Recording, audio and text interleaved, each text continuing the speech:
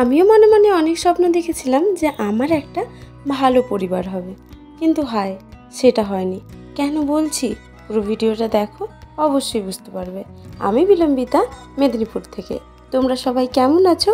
আমি খুব ভালো আছি।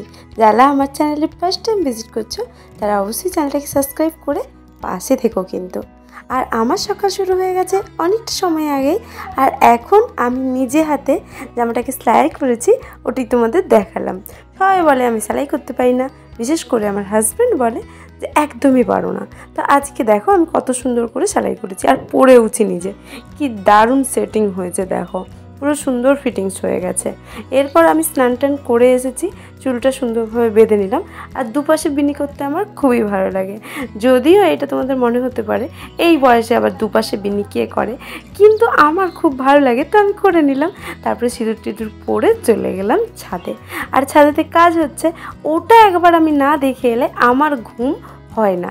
আর আমার রুমটা পুরোটাই প্লাস্টার হয়ে গেছে, তাই আমি একবার ওই লুকটা দেখতে গিয়েছিলাম। তো দেখে সজা চলে গেলাম পার্লারে। আমার কাস্টমাররা এসেছিলো, তো ওদের আমি আইব্রো করলাম, হেয়ার কাটিং করলাম। দেন অনেকটা টাইম ওদের সাথে গল্প করে কেটে গেলো। আর মজার বিষয় জানো, ওদের সাথে গল্প করতে করতে, কথা বলতে বলতে, কাজ করতে করতে কোথায় যে সময় কেটে যায় বুঝতেই পারি না। বাড়িতে এসেছি, খুব খিদে পেয়ে গেছে, তো আমি খাবার নিয়ে বসে গেছি। শাক ভাজা ছিল, কী শাক এই মুহূর্তে বলতে পারছি না। আর এই যে একটা তরকারি ছিল আলু পটল সোয়াবিন দিয়ে, তার সাথে ডিম সিদ্ধ আর একটা সিদ্ধ ঝোল হয়েছিল। ব্যাস, আজকে এই ছিল আমাদের লাঞ্চের মেনু। তো আমি বসে গেলাম। আর জানো তো, ছেলে এখনও আসেনি, কিন্তু আমার এত খিদে পেয়েছে যে আমি আর থাকতে পারলাম না। আর ঝাল ঝাল লঙ্কা খেতে আমার না দারুণ লাগে। এরপর জামা কাপড়গুলো সব এলোমেলো করে রাখা ছিল, আমি সুন্দরভাবে সব আবার গোছানো শুরু করলাম। আমি বললাম না, সবার ভাগ্যে ভালো পরিবার জোটে না।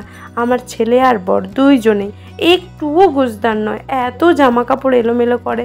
আমি সারাদিন গুছিয়ে গুছিয়ে নাজেহাল হয়ে যাই, কোনো জিনিসটা জায়গায় রাখে না। আমি এত ব্যস্ত থাকি, কত করব বলো, সময়ই তো হয় না।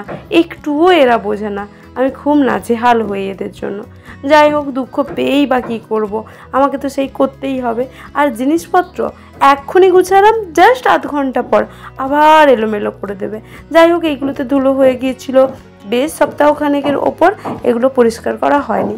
তা আমি সুন্দরভাবে ঝেড়ে মুছে পরিষ্কার করে নিলাম। আর ছেলে এই সময় ওর দিম্মির সাথে গল্প করছে, তো আমি এই সময় সব কাজগুলো করে নিচ্ছি। আর ও স্নান হয়ে গেছে, খাওয়াটা এখনও পর্যন্ত বাকি রয়েছে। তা আমি এখানে গোছাতে গোছাতে আমি ছেলেকে ডাকছিলাম, আর মাঝে মাঝে বলছিলাম যে তুই যা, খাবারটা খেয়ে নে। কিন্তু ও দুষ্টুমি করছিল, তো ওকে বকাও দিচ্ছিলাম। আর কে কে আমার মতো আছো, একটু এলোমেলো হয়ে গেলে বিরক্তকর দেখাও, কিন্তু আবার শান্ত মনে সব গুছাতে থাকো। ভিডিও ভালো লাগলে সাবস্ক্রাইব করে পাশে থেকো।